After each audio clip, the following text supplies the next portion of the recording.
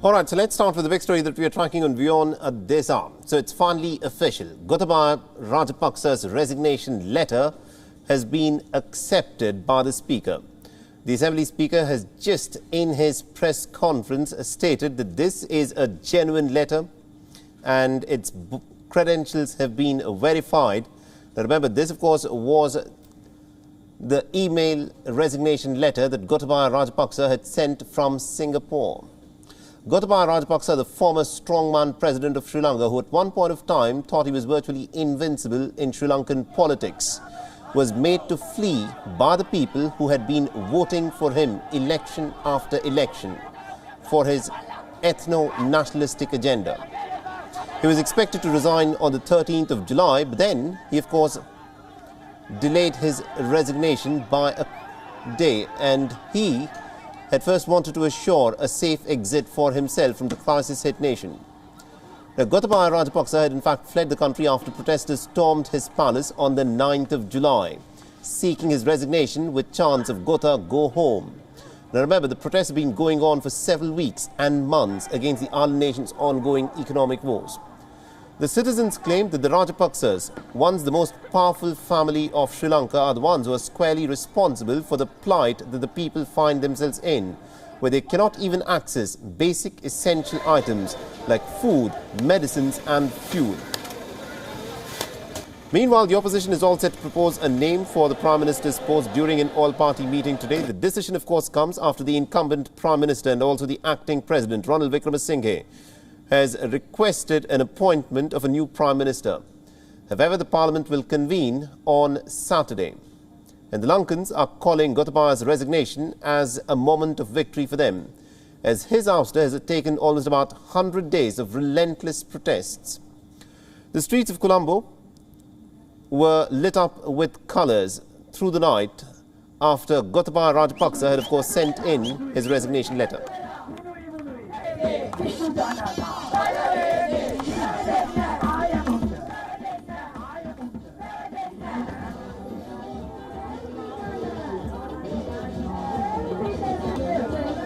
The streets of Colombo were full of colour and cheering after months of relentless protests and gloom. There was also a glimmer of joy as hundreds of thousands of citizens in fact took to the streets to celebrate Gotabaya Rajapaksa's resignation, which earlier this morning was of course accepted by the Speaker in a press briefing that he gave a little while back.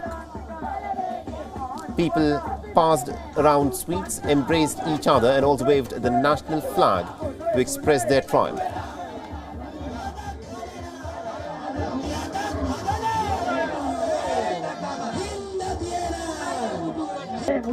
There is a sense of celebration at the moment. I certainly feel, I think the crowd here definitely does feel quite happy about it. But at the same time, I think there's also, until we see the letter, there's always this sense of apprehension.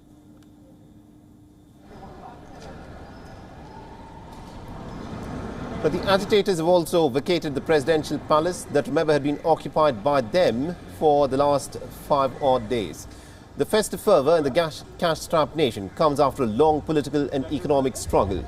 The island nation is battling unprecedented economic crisis after its forex reserves were exhausted, and this has resulted in a very precarious position for the Sri Lankan people, where they are no longer able to import essential commodities like food, fuel and medicines, and are presently living out on rationing.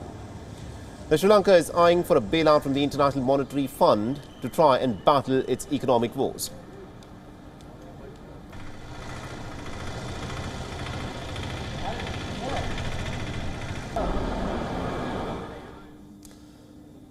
All right, now to give us more insights in terms of what's exactly happening in Sri Lanka at this point of time, we're joined in by our correspondent Dasoni Thauda, who's joining us live from Colombo. Dasoni, so the final, acceptance of the resignation letter that had been sent by Gotabaya Rajapaksa yesterday night has now been done. The Speaker has accepted the resignation letter. So what happens from here on? Well, yes, Sally, I think the entire island nation, along with the world, was waiting for 2 days for this resignation. Keep in mind that President Gotabaya Rajapaksa, in an earlier occasion, did say that this resignation will come at some point on the 13th, but it did not happen on the 13th, and it did not happen yesterday, because even though the letter was received by the Speaker, there was an issue concerning its authenticity as well as its validity.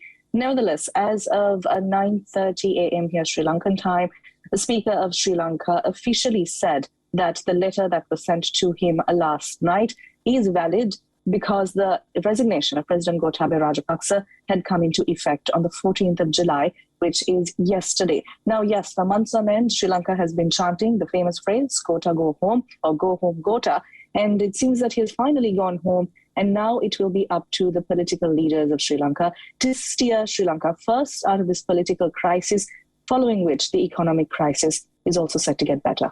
All right, interesting. Now, Dasuni, one of the reasons as to why this resignation letter that was expected to first come in on the 13th reportedly was delayed by Gotabaya Rajapaksa was because he feared that he could be prosecuted if he were to step down from the position of the president, where he enjoyed immunity from prosecution.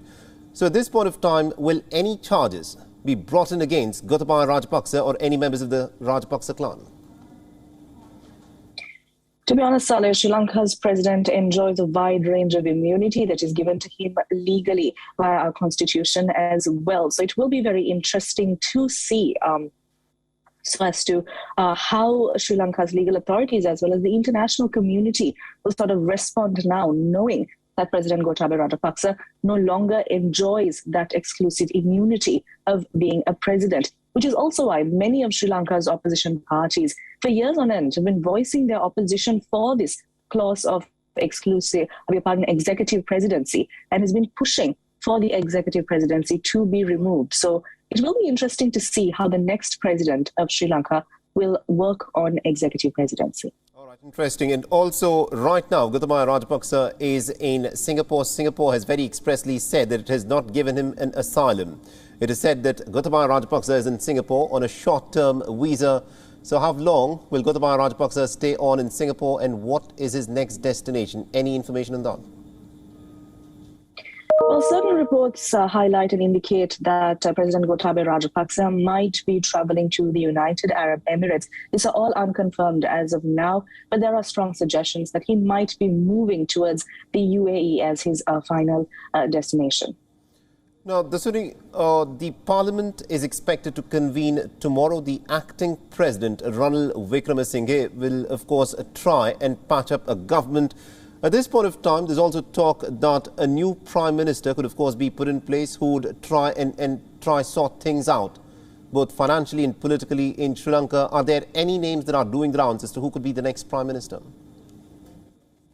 In terms of the candidate of Prime Minister's replacement is not yet confirmed. However, speaking to WION just yesterday, we did have former Energy Minister Uday Gamampilla, who did say that given that from this point onwards, from today onwards, in a week's time, Sri Lanka is set to have a new president, and they have fielded in 3 candidates so far. And those names were current acting president, who is also a prime minister, that is Ranil Wickremesinghe, along with Dallas Alhaperuma, as well as opposition leader Sajid Premadasa. So it will be interesting to see which of these 3 candidates will be put forward, or whether there will be more than 3 candidates, how the voting process would take place. From what we understand legally, this election will take place in Parliament and will be a secret ballot, following which the majority of votes will be announced as the winner. Right. So the party leaders meeting is underway right now, and that will sort of give us an insight in a couple more hours as to what we can expect in Parliament tomorrow, because the entire Parliament is also scheduled to convene tomorrow. WION is now available in your country. Download the app now and get all the news on the move.